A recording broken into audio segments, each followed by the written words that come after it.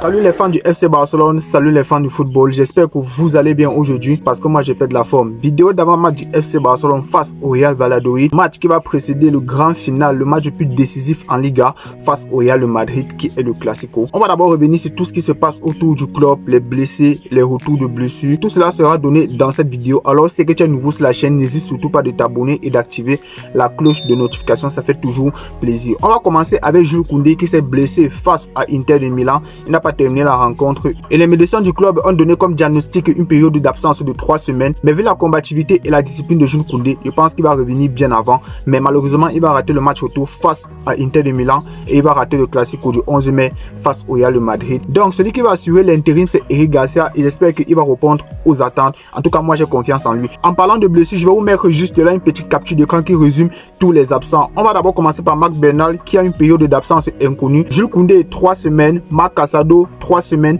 Lewandowski 1 semaine, Baldé 2 jours. Et pourquoi 2 jours? Bien évidemment, Baldé fait son grand retour et sera disponible pour quelques minutes face au Real Valladolid demain et sera titulaire face à Inter mardi prochain. C'est un grand soulagement de revoir Baldé sur le terrain parce que Gérard Martin, vraiment je n'en pouvais plus. Il est tellement nul, mais quand je dis nul, waouh! Dans les grands matchs à haute intensité, je veux tout voir de Gérard Martin sur le terrain, un point, un trait. Et on va continuer aussi avec les blessés qui sont aussi de retour, comme Robert Lewandowski, qui fait de son possible pour pouvoir être disponible face à Inter. Mais le coach ne veut pas le presser, mais lui, il est absolument convaincu que son corps peut répondre aux attentes mardi face à Inter. En tout cas, s'il joue quelques minutes en deuxième mi-temps, cela ne fera pas de mal parce que on a bien vu que le FC Barcelone est en difficulté dans le domaine aérien et la grande taille de Robert Lewandowski, je pense que ça va beaucoup, mais beaucoup nous aider. Donc, force à toi et j'espère que tu vas revenir le plus vite possible. Et on va continuer avec le FC Barcelone qui va concrétiser la prolongation de Hansi Flick entre le match de Inter et le Classico. Et c'est totalement mérité parce que ce qui arrive à faire le tacticien allemand avec cette équipe diminuée parce qu'on n'a pas assez recruté le mercato dernier. Si on a encore en course pour un possible quadruplé, c'est en grande partie grâce à Hansi Flick et son staff technique. Il faut surtout pas oublier cela parce que c'est ceux-là qui font le travail de l'ombre et qui ne sont jamais reconnus à leur juste valeur. Donc la prolongation de Hansi Flick, je signe à 100%. On continue avec le cas Koundé qui est blessé. Comme je l'ai dit,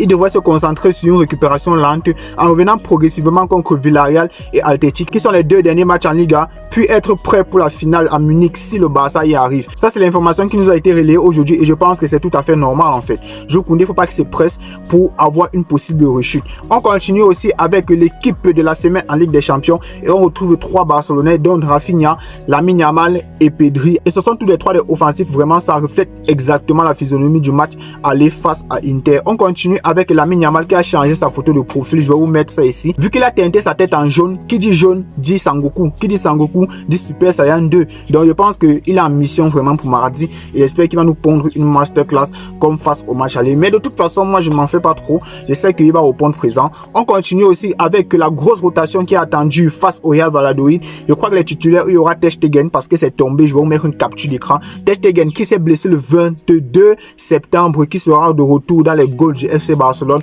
face au Real Valladolid. Vraiment, ça fait grand plaisir. Chesney sera titulaire dans les goals du FC Barcelone en Ligue des Champions jusqu'à la fin de la compétition. Si on arrive en finale, bien sûr. Mais en championnat, je pense que c'est Ter Stegen qui va prendre le relais. Il sera là, bien évidemment, avec Hector Ford, peut-être titulaire, Gérard Martin, Christensen, Ansu Fati, Gavi. Voilà donc les joueurs qui pourront avoir les minutes face au Real Valladolid. Et vu que eux, ils sont à reléguer, je pense que le match va être plutôt facile et très abordable. J'espère une victoire en tout cas. Et on a interrogé Flick, la conférence de presse d'avant-match face au Real Valladolid. Il a dit ceci, la rotation. Je pense que le match versus Inter nous a montré que certains étaient fatigués. Koundé s'est blessé. On a nos data, on a les médecins, on sait qui va se reposer, etc. On en tiendra compte. Là, il veut clairement dire qu'il va faire une rotation et c'est tout à fait normal comme je l'ai énoncé précédemment. On continue toujours avec le tacticien allemand qui dit ceci, je cite: tu peux perdre la Liga pour des matchs contre Valladolid et c'est très vrai. On a perdu contre les Ganes et Las Palmas en début de saison, c'est très vrai. Ce qui nous a ralenti à la course à la Liga. On est concentré sur le match et je pense que tout le monde ici est concentré sur le match. On ne doit absolument pas lâcher des points, surtout que c'est la dernière ligne droite. On continue avec Casado qui a fait son grand retour mais c'est pas entraîné collectivement comme le dit ce média. Il dit ceci: Casado n'a pas terminé la phase initiale de récupération et n'a pas encore repris l'entraînement complet. Il manquera le match face à Inter et le Classico. Le jeune joueur devrait être disponible pour la dernière ligne droite de la saison. Il s'agit des matchs en Liga qui vont rester et une possible finale. Donc il va manquer de match face à Inter et le Classico Mais vu qu'au milieu de terrain, nous sommes assez fournis, je pense que son absence ne va pas trop se faire remarquer. C'est pas pour dire qu'il est faible, mais c'est juste pour vous dire qu'au milieu de terrain, on a un peu de tout. Et on continue avec le FC Barcelone qui envisage de prolonger Eric Garcia jusqu'en juin 2029. Hansi Flick a demandé à ce que le joueur soit conservé plus longtemps. Des contacts ont déjà eu lieu avec son entourage en vue de parvenir à un accord vers fin juin et c'est tout à fait mérité. Le travail paye, les gars. Tous ceux qui ont critiqué Eric Garcia il y a 2 ans, aujourd'hui, c'est encore de retourner leur veste parce que c'est un couteau suisse. Il peut jouer à plusieurs postes. Je ne vais pas répéter ça ici. Vous connaissez déjà les postes concernés, mais c'est juste pour vous dire que le travail dans la vie paye. Il faut jamais lâcher, les gars. Il faut jamais lâcher. Aujourd'hui, il y a un élément important du dispositif de Hansi Flick. Qui y crut? Et enfin, on va terminer ce Actu Barça avec les maillots du FC Barcelone face au Real de Madrid au Classico le 11 mai. Partenariat avec Travis Scott, qui est lié au partenariat du FC Barcelone avec Spotify depuis quelques années déjà. Lamine Yamal, Koundé, Lewandowski, tous ont posé devant le maillot et ça coûte très cher, les gars, c'est 400 €.